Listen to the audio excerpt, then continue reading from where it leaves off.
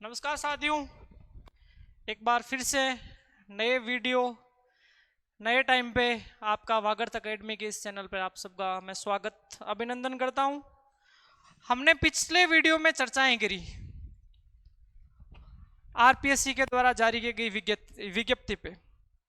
हमने चर्चाएं करी आपके पद की प्राथमिकता चयन पे। हमारे पास अब प्राथमिकताएं चयन करने फॉर्म भरने के बाद तो सबसे पहली स्टेज होती है आपका लिखित परीक्षा या पाठ्यक्रम की योजना। पेपर कैसे होगा, उसका पेपर करने का मोड क्या होगा, कहां पे लिया जाएगा, ये डिटेल में आरपीएससी इसके बारे में जारी करती है टाइम टू टाइम। और आरपीएससी हर वैकेंसी के लिए सिलेबस जारी करती है। अमूमन लगभग जो पिछली जो सब इंस्पेक्टर भर्ती है, अभी आरपीएससी ने जो वर्तमान वैकेंसी है उसके लिए सेपरेट सिलेबस जारी नहीं किया है, लेकिन निश्चित तौर पे वही कॉपी पेस्ट मिलेगा आपको। तो आपको इस चीज में बिल्कुल भी ये नहीं सोचना कि सिलेबस क्या रहने वाला है, उसमें क्या चेंजेज होंगे। 1% या 1% से कम भाग में परिवर्तन होगा तो डिलीट नहीं होगा, एडिशन होगा, इसकी पूरी संभावना है। तो अब आज हम इस क्लास के माध्यम से हम चर्चा करेंगे पाठ्यक्रम पे। पाठ्यक्रम की कड़ी में सबसे पहले विज्ञप्ति में एक इस प्रकार से ये कॉलम बना के आप सबने शायद पढ़ा होगा या नहीं पढ़ा होगा, इसकी स्कीम दी गई थी। A written competitive examination for the post of sub-inspector and platoon commander shall be conducted by the commission at such place and time as may be notified by the commission on the following pattern। RPSC अपने निश्चित स्थान पे निश्चित तारीख पे sub inspector और platoon commander के लिए एग्जाम करेगी, जिसका पैटर्न ये रहेगा। नंबर 1, इसमें 2 पेपर लिए जाएंगे। जो पहला पेपर होगा वो जनरल हिंदी, सामान्य हिंदी का पेपर होगा।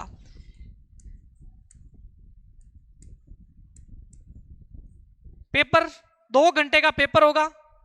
सुबह की प्रथम पारी के अंदर हिंदी का पेपर होगा। टोटल 100 नंबर प्रश्न आएंगे और 200 नंबर के होंगे। इसके अलावा 1/3 ऋणात्मक अंकन किया जाएगा। इसमें पेपर होगा, उसका मोड होगा ऑब्जेक्टिव मोड में, ऑब्जेक्टिव वस्तुनिष्ठ। मेरा इसको कुछ शब्दों को इंग्लिश में लिखने का मकसद ये है कि मेरे पास कुछ इंग्लिश मीडियम के स्टूडेंट जो सब इंस्पेक्टर बनना चाहते थे, उन्होंने कहा कि सर हमारे इंग्लिश और जीके वाला पोर्शन ठीक है, हमारे साथ हिंदी में दिक्कत है। तो हमने यही जो तय किया कि इसको काफी हद तक बाइलैंग्वेज रखें, बहुभाषी इसको रखा जाए। वैसे भी भाषा के संबंध में अभी थोड़ा सा तनाव छिड़ा हुआ है, तो ये इसको ऑब्जेक्टिव मोड में और ऑफलाइन स्थिति में लिया जाएगा। आपको पेपर ओएमआर पे भरना है। इसके अलावा अभी रिसेंटली आरपीएससी ने 5वां ऑप्शन भी इंट्रोड्यूस किया है, 5th ऑप्शन, यह भी आपको भरना है। और इसके लिए आपको 10 मिनट अतिरिक्त मिलेंगे गोला भरने का। 5वां ऑप्शन बनेगा। यदि आप किसी प्रश्न को अटेंड नहीं करते हो तो 5वां गोला करना, वो आपका अनअटेंड का निशानी है। तो आपके पहला पेपर हो गया हिंदी का, अभी डिस्कस करते हैं सिलेबस। जो दूसरा पेपर होगा वो जीके एंड जीएस का होगा, general knowledge and general science.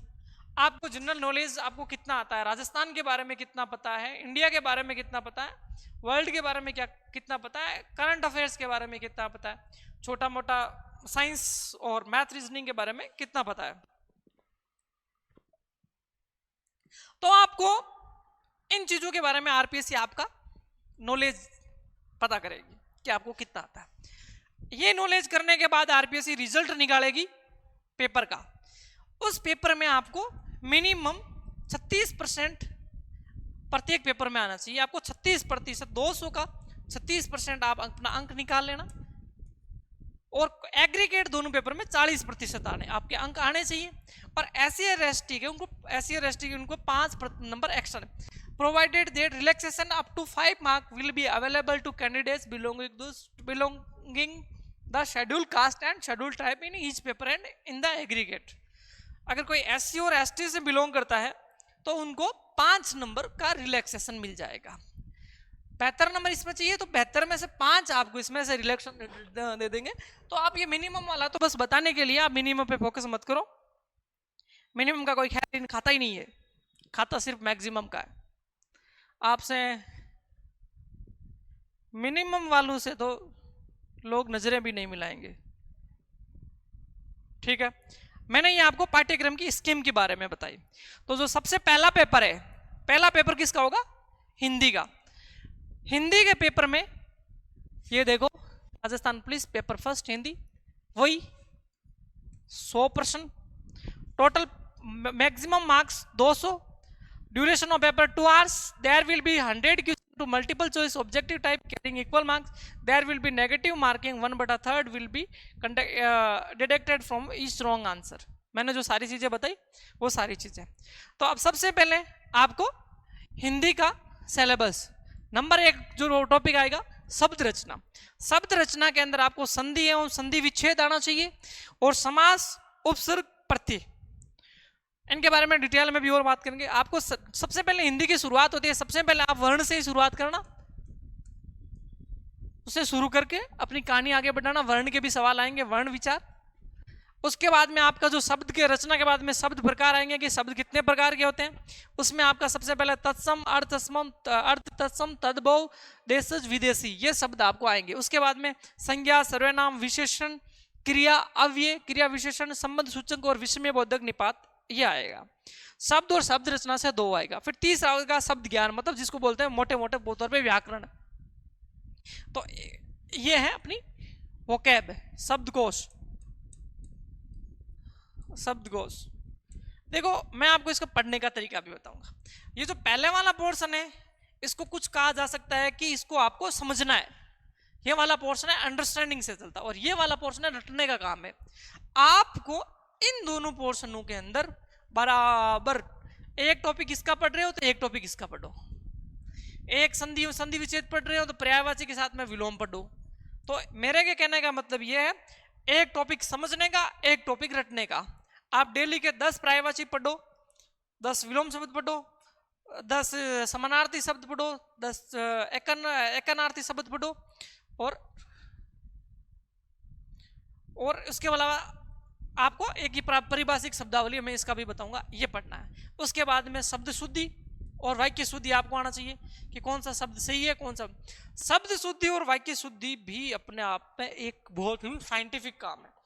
Upon daily newspaper पढ़ते हैं, कितने लोगों ने न्यूज़पेपर में से एक प्रैक्टिस का हिस्सा होता है कि आपको शब्द शुद्धि और वाक्य शुद्धि आती है या नहीं।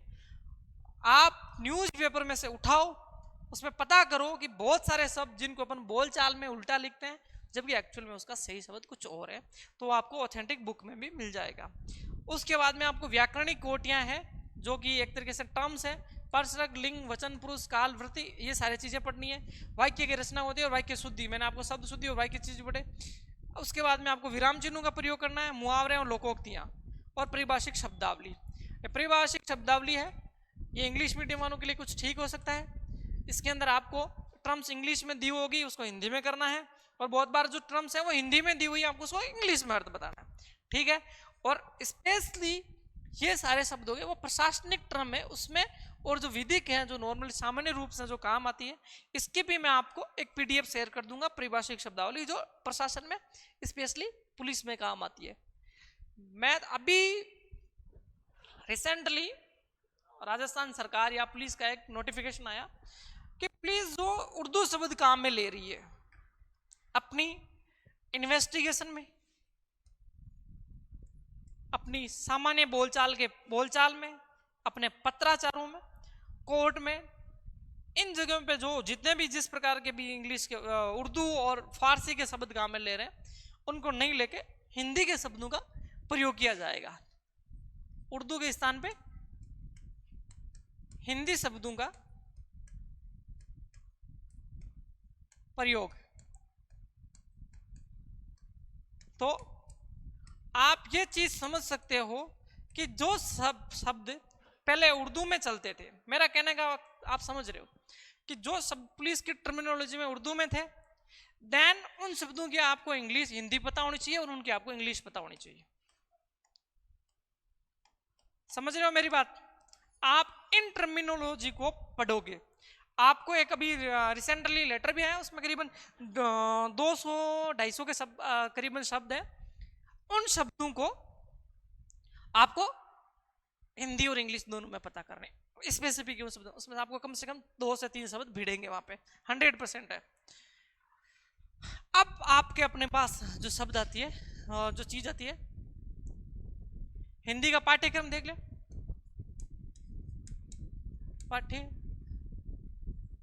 पाठ्यक्रम नहीं,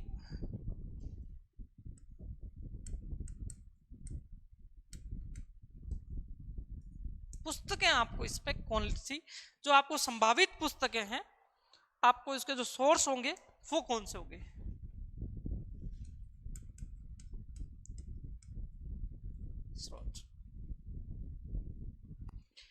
आपकी पढ़ाई का सोर्स क्या होगा?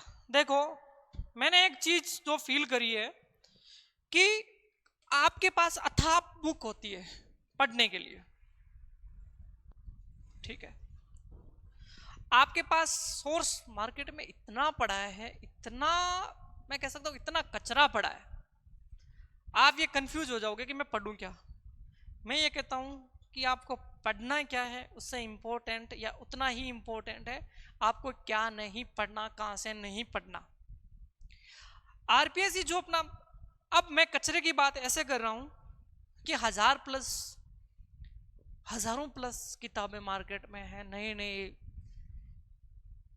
क्या कहते हैं लेखकों की, नए नए कोचिंगों की या कुछ भी संस्थाओं की, जो भी है ठीक है, अपने स्तर पर सभी को प्रयास करना चाहिए, सभी को लोग उत्तीर्ण सिलेक्शन करवाने के लिए प्रयासरत होते हैं, तो जो भी लोग अपना योगदान देते हैं बहुत अच्छी बात है। लेकिन आरपीएससी के पास एक फिक्स बुक है, ऑथेंटिक बुक, उन्हीं को वो, आप कोई क्वेश्चन सही है या गलत है उसका कोट भी आपने कभी देखा होगा। आरपीएससी जब उसके लिए आपत्तियां जब मांगती है तो वो सिर्फ और सिर्फ जो ऑथेंटिक बुक है उन्हीं की आपत्तियों को स्वीकार करती है। एनसीईआरटी, आरबीएससी की बुक्स है उन्हीं को स्वीकार करती है। आरपीएससी का जो क्वेश्चन बैंक बना हुआ है, आरपीएससी के पास एक ऑथेंटिक को हिंदी में बोलेंगे, ऑथेंटिक आरपीएससी की एक पुस्तक, यार मैं भूल गया कि ऑथेंटिक को क्या कहेंगे, एक पुस्तक है आरपीएससी की, एक निर्धारित पुस्तक प्लस एक प्रश्न बैंक बना हुआ है आरपीएससी का प्रश्न बैंक है। इस प्रश्न बैंक का सोर्सेज है वो बुक। आप, अब मेरा सबसे पहले आपको सुझाव करने की जो सबसे पहली जो बुक होगी,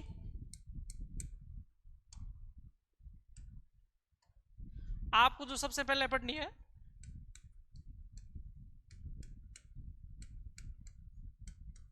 नवीन हिंदी व्याकरण एवं रचना 9 से 12, ये एक बुक चलती है।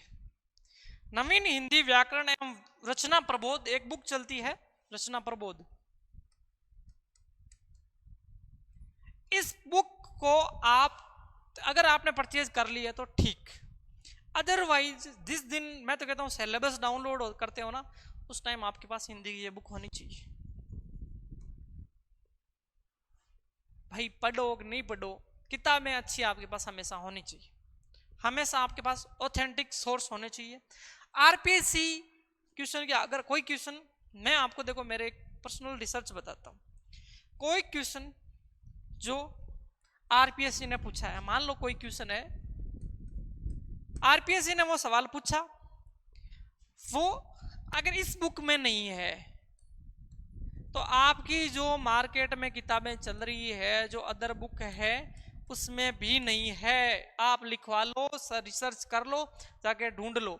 हाँ, पेपर बनने के बाद बुक आ गई अलग बात है, आपका आज ये कोई पेपर करवाओ आरपीएससी का हिंदी का, रिसेंटली मान लो अगर कोई 1 महीने के बाद पेपर आए हिंदी का, उस पेपर में आप देखो जाके, या उससे पहले की कोई कहता है कि साहब फलानी बुक में है, फलानी बुक में आप पढ़ो, अगर उसमें है तो ये इसमें भी है। इसके अंदर आपको पेज पढ़ने 160, उसके अंदर आपको पढ़ना है 460। तो इंग्लिश मीडियम का जो स्टूडेंट है जिसके लिए हिंदी पढ़ना बहुत चैलेंजिंग है, तो उसके लिए तो ये सबसे रामबाण है, नवीन हिंदी व्याकरण एवं रचना प्रबोध। तो आपके पास जो सबसे पहला ऑप्शन है, इसको आपको इसको पढ़ना है, नवीन हिंदी व्याकरण एवं रचना प्रबोध को।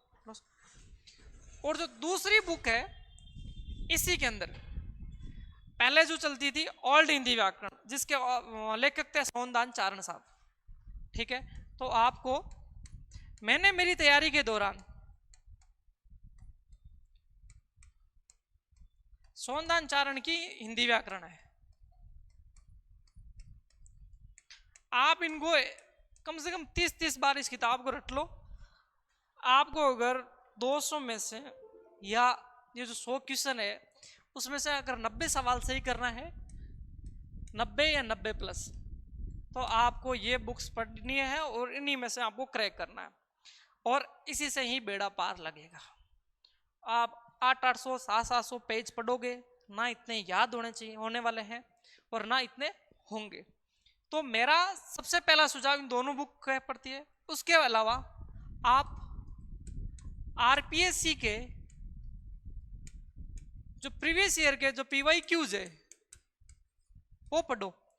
एक सब इंस्पेक्टर में जो आए पीवाईक्यू वो पढ़ो, प्लस जो तत्कालीन एग्जाम है, ये जो पीवाईक्यू पढ़ने आपको सब इंस्पेक्टर वाले, प्लस जो आपके जो तत्कालीन एग्जाम है, तत्कालीन जो भी एग्जाम हुए थे, जितने भी मान लो असिस्टेंट प्रोफेसर है, फर्स्ट ग्रेड है, सेकंड ग्रेड है, किसमें भी जो भी आरपीएससी ने करवाई है, क्योंकि आरपीएससी ने वो सवाल अपने क्वेश्चन बैंक से उठाया और क्वेश्चन बैंक से सवाल है वो फिर से आने वाली भर्ती में आपको रिपीट होने वाले हैं। तो आपके जो दूसरा जो मैं सबसे जरूरी बोल रहा हूं कि आप जिसमें भी हिंदी आती है पीवाईक्यू हुए हैं, उस हिंदी को आप डेफिनेटली वो सवाल आपको एक एक रटे होने चाहिए। प्लस इंग्लिश मीडियम के जो स्टूडेंट है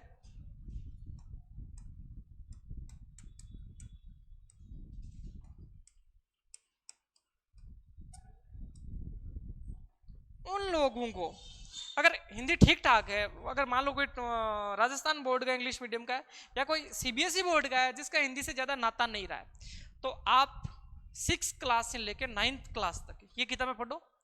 उसमें मैक्सिमम 30-30 35-35 ऐसे पेज है, उनको आप कवर कर सकते हो मैक्सिमम एक किताब 2 दिन में। पतली पतली बुक है, उनको पढ़ो, सिर्फ रीड आउट करो, उनको पढ़ लो और आगे मूव ऑन कर जाओ। आपका ये मान लो कि जो यहाँ की शुरुआत करनी है उसकी आप शुरुआत कर चुके हो। अब पेपर फर्स्ट मार्किंग सब्जेक्ट सबसे ज़्यादा इफेक्टिव लाने वाला पेपर ये है, लेकिन पेपर दूसरा भी उतना ही महत्वपूर्ण है जितना कि पेपर फर्स्ट है।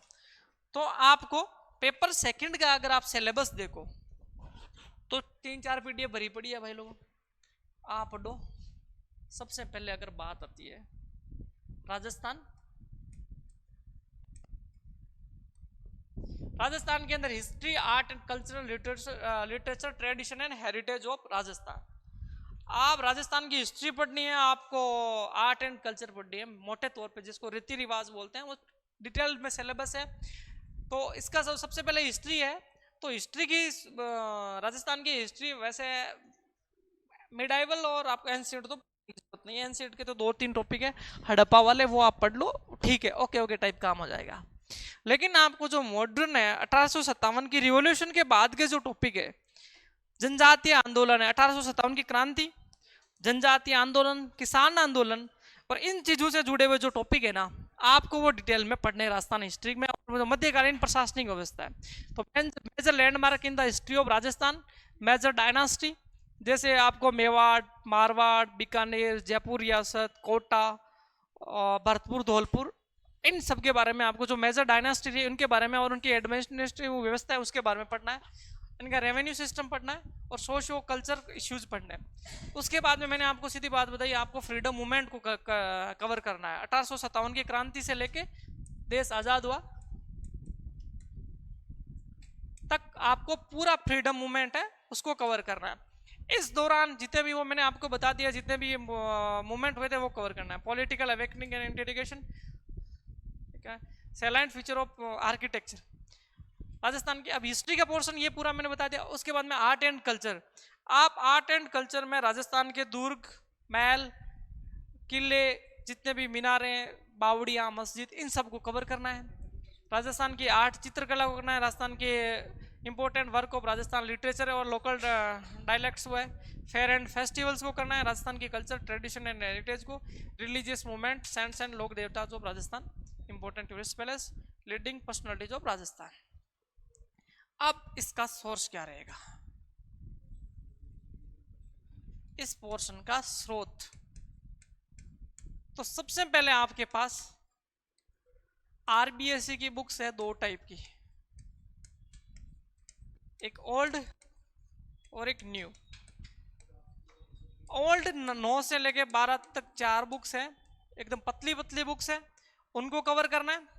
एंड न्यू के अंदर 2 बुक्स पे भाग फर्स्ट और भाग सेकंड है, आपको इनको कंप्लीट रखना है। ये पढ़ने के बाद आपके पास बहुत कम पोर्शन बचेगा जो जिसके आपके पास दूसरे सोर्सेज होंगे। तो इन दोनों पोर्शन को कवर करने के बाद, इन दोनों पोर्शन को कवर करने के बाद आपके पास बचेंगे कि पेनोरमा से आपको, जो पेनोरमा में क्वेश्चन बैंक दी हुई है, पेनोरमा ने अपनी एक क्वेश्चन बैंक जारी कर रखी है, या हर जो चैप्टर है उसके पीछे एक panorama question bank, question bank plus test series, each and every topic की आपको टेस्ट सीरीज देनी है। इसमें किस प्रकार से जो टेस्ट सीरीज प्लान रहेगा वो अलग से वीडियो और आपको टेक्स्ट से सूचित कर देंगे। और ये जो बुक है इसके मैं वीडियो के एंड में लिंक दे दूंगा कि आपको यहाँ से ये डाउनलोड करनी है, या डाउनलोड हो जाती है तो ठीक है, बहुत अच्छी बात है, और परचेज कर ली तो ये उससे भी बढ़िया बात है। लेकिन आपके पास ये सोर्सेज आपके पास होने चाहिए। उसके बाद में मैं इंडिया वाला पोर्शन, जो इंडिया की हिस्ट्री है, उससे बात करने से पहले मैं आपको और बात करना चाहूँगा। इंडिया के आपने हिस्ट्री, उसके बाद में आपने राजस्थान का भूगोल पढ़ना है। मेरा राजस्थान के पोर्शन पे ज़्यादा फोकस रहेगा क्योंकि मैक्सिमम क्वेश्चन है वो राजस्थान के पोर्शन से आएगा। राजस्थान की हिस्ट्री, ज्योग्राफी से और इकोनॉमिक्स, पॉलिटी, उनसे आएगा। तो आपको राजस्थान का भूगोल है वो 11th एंड 12th आरबीएससी की बुक है, ठीक है, plus panorama plus test paper. मैं सारी चीज़ों के लिए आपको टेस्ट पेपर, इसीलिए पेनोरमा प्लस टेस्ट पेपर, इन चीज़ों से इसको कवर करना है। प्लस कुछ जो फैक्ट से रिलेटेड डाटा है उसकी जो पीडीएफ्स है मैं भी जारी, हम भी जारी कर देंगे। प्लस आपको कोई और सोर्स से अगर मिलती है, मान लो जनगणना, वनगणना, पशुगणना, जितने भी इनसे संबंधित ज्योग्राफी के जो भी डाटा है वो आपको लेटेस्ट डाटा, अभी अगर नवीनतम पशुगणना का डाटा आया है तो वो पढ़ो, वनगणना का आया वो पढ़ो, जनगणना तो ठीक है 2011 वाली चल रही है तो आपको वो पढ़ना है। उसके बाद में आपको राजस्थान की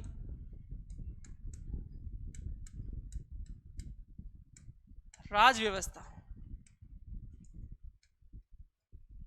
आपको राजस्थान पॉलिटी के अंदर पढ़ना है। तो शानदार पेनोरमा ने अपने करीबन 18 या 19 पेज की एक ये सीरीज जारी कर रखी है राजस्थान पॉलिटी के लिए, इसको पढ़ो। पीवाईक्यू पढ़ो जो फैक्ट के साथ है, प्लस टेस्ट पेपर। सभी के एक टेस्ट पेपर, आप एक यूनिट के पेपर, टॉपिक वाइज पेपर सारे आपको राजस्थान की राज व्यवस्था से, राजस्थान की राज व्यवस्था, सॉरी व्यवस्था लिख दिया,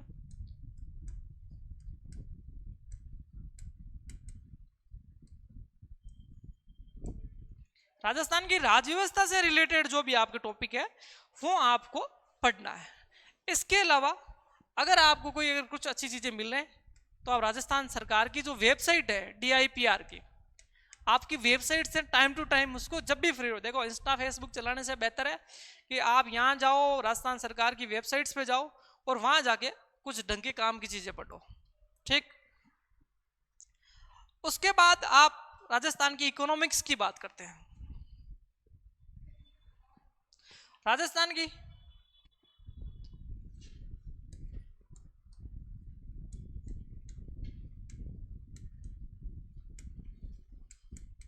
अर्थव्यवस्था, राजस्थान की अर्थव्यवस्था के अंदर मेन आपको सबसे जो जरूरी चीज है आर्थिक समीक्षा, जो लेटेस्ट आर्थिक समीक्षा हो नेक्स्ट ईयर वाली प्लस इस ईयर की, कुछ डाटा बदलते हैं बाकी सब सेम रहता है। नवीनतम बजट या बजट की जो समरी आती है वो पढ़नी है, योजना और जितना भी करंट अफेयर्स है, करंट अफेयर्स के डाटा आपको कंफर्म याद रहना चाहिए। इनकी राजस्थान गवर्नमेंट जारी करेगी योजना, टाइम टू टाइम योजना। करंट अफेयर्स है, आप DIPR देख सकते हो टाइम टू टाइम, सबसे बेस्ट है। इकोनॉमिक्स की आप DIPR से कवर करते हो, प्लस क्रोनोलॉजी से अगर आप पढ़ते हो,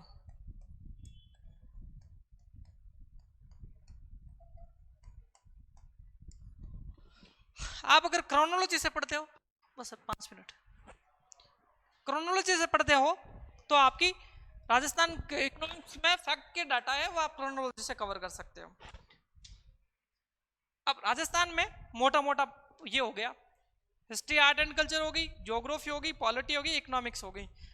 गोट लो इनको, पी जाओ इनको, जब तक आप इनको कंफर्म याद नहीं करोगे कुछ नहीं होने वाला। अकेली हिंदी आपके पार नहीं पटकेगी और अकेला बाकी का इंडिया पोर्शन है नहीं होगा।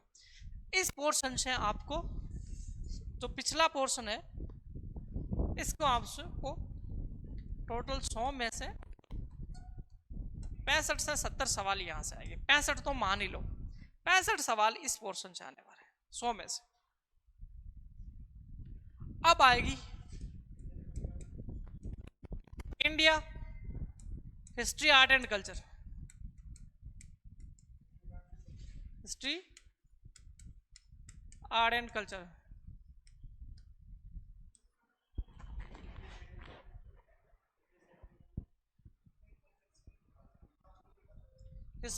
इंडिया की हिस्ट्री आर्ट एंड कल्चर है, तो आपको सबसे पहले आपको 11th और 12th की 11th की जो NCERT है वो सबसे बेस्ट है। 11th NCERT प्लस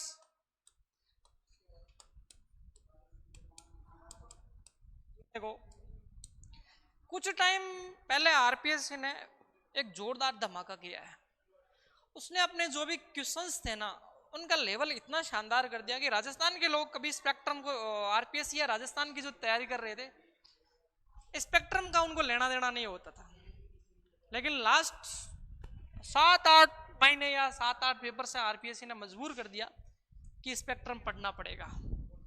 स्पेक्ट्रम में क्या है, आप अगर स्पेक्ट्रम लाओगे या स्पेक्ट्रम खोलोगे, स्पेक्ट्रम के हर टॉपिक के बाद में उसकी समरी दी हुई है, आपको उस समरी में ओनली फैक्ट मिलते हैं। तो स्पेक्ट्रम की जो समरी है उसके फैक्ट रट लो, आपकी नैया पार पड़ जाएगी, इससे बाहर नहीं आएगा। राजस्थान इंडिया की हिस्ट्री और आर्ट एंड कल्चर से अगर सवाल आता है मॉडर्न वाला में। और इसके अलावा अब नितिन सिंघानिया मैं आपको कह दूं, लेकिन नितिन सिंघानिया बलबूते का सौदा नहीं है, आप सिर्फ 3 या 4 सवाल के लिए सिंघानिया नहीं पढ़ सकते, ठीक है। इसके अलावा आपको प्रीवियस PYQ जो भी एग्जाम में हुए हैं और जो भी टेस्ट पेपर करवाए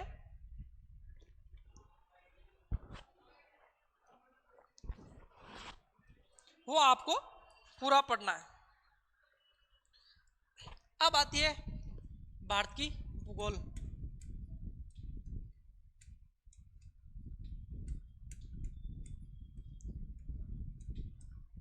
भारत का भूगोल आपको पढ़ना है 11th की जो 11th NCERT की बुक से। इसी के साथ में वर्ल्ड भूगोल के 3-4 टॉपिक दिए हुए हैं, वर्ल्ड ज्योग्राफी के आपको 3-4 टॉपिक हैं। अब अगर आप सिलेबस में देखोगे तो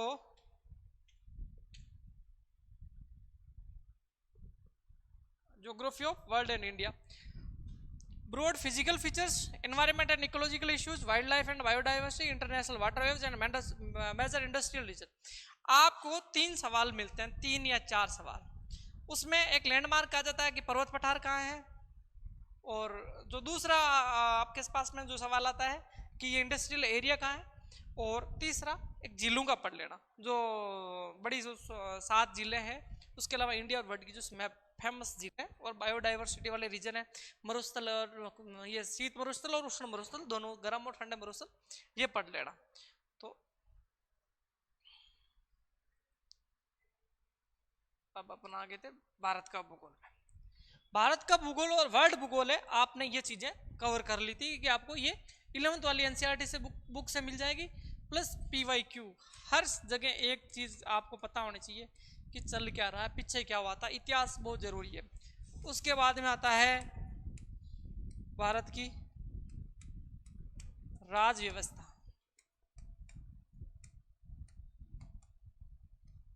भाई अगर भारत का संविधान और उसकी राज व्यवस्था पढ़नी है तो एकमात्र एक चीज है जिसका कोई तोड़ नहीं है, एम लक्ष्मीकांत।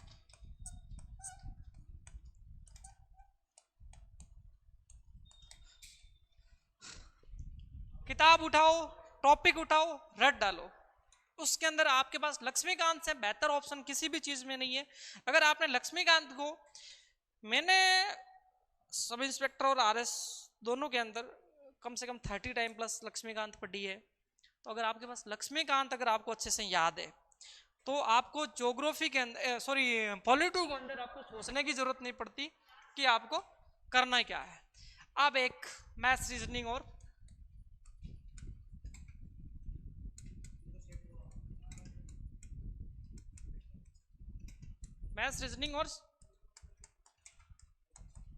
साइंस टेक और जो इन्वायरमेंटल साइंस है, इनसे करीबन 7 से 8 सवाल आते हैं। सब इंस्पेक्टर हर भर्ती में यही होता है कि 7 से 8 सवाल आपको इन तीनों से मिल जाएगा। तो जहाँ से भी मैथ्स रीजनिंग ठीक ठाक बैठे आप उनको पढ़ लो। अगर मथुरिया ठीक लगती है किसी को, और एक जो मैथ्स की एक बुक चलती है, मैं नाम भूल गया, वो उन दोनों में से आप कोई सी भी पढ़ सकते हो। और साइंस और टेक पढ़नी है तो 9th की साइंस की बुक पढ़ो,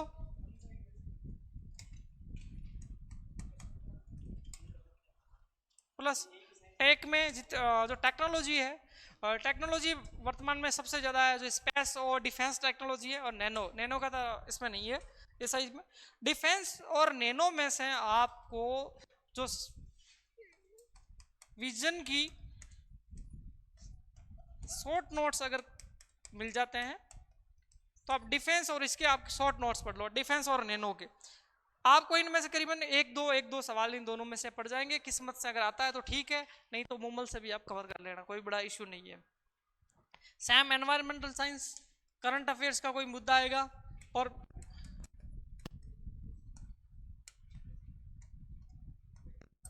करंट जो एनवायरमेंटल साइंस में स्पेशली जो आयोग क्या करता है कि जो राजस्थान में एनवायरमेंटल से संबंधित है, जिसको अपन ज्योग्राफी में भी कवर करते हैं, तो आप वहां से कवर कर सकते हैं। आप इस प्रकार से अपन ने जो अपना जो सिलेबस है उसके सारे टॉपिक लगभग कवर कर लिए। ज्योग्राफी ऑफ राजस्थान बता दी, इंडियन कॉन्स्टिट्यूशन एंड गवर्नेंस बता दी, political and administrative system of Rajasthan बता दिया। उसके बाद में economics concept and Indian economy बता दी, इकोनॉमिक्स ऑफ राजस्थान बता दी, साइंस एंड टेक बता दी। आप इसका टॉपिक एकदम उठाओ और अपने जो टॉपिक काम के वो पढ़ो। Maths, reasoning, current affairs. आप एक DIPR है, DIPR की वेबसाइट है, उसका एप्लीकेशन है, आप उसको डाउनलोड करो। दिल्ली की जो ई सुजस आती है उसको डाउनलोड करो। आपको उसमें से 1 या 2 फैक्ट आता है, रटो, मूव ऑन करो। आप क्रोनोलॉजी पढ़ो,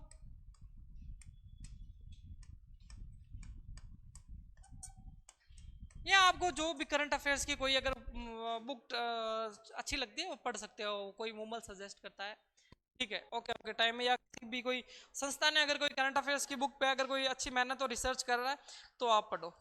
देखो ये सारी ऑथेंटिक बुक है, इनका कोई तोड़ नहीं है।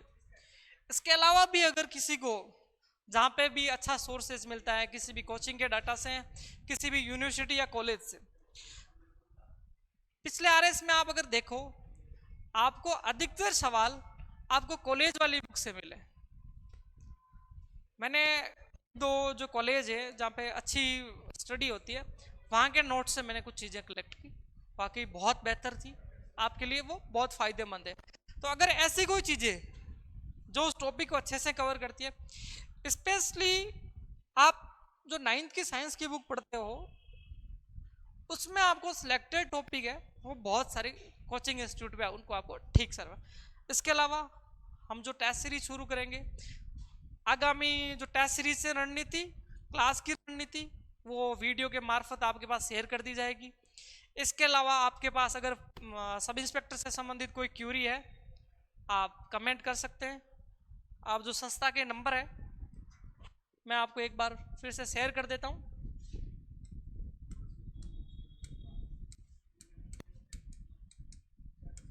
इन नंबर पे आप कॉल करके पूछ सकते हैं। इसके अलावा हमारा जो ऑफलाइन सेंटर है रिद्धि सिद्धि पे,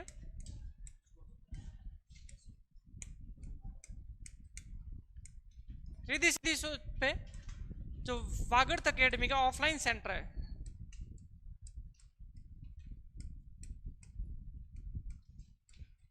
अकेडमी जयपुर, इस पे आप CR चौधरी साहब से बात कर लो।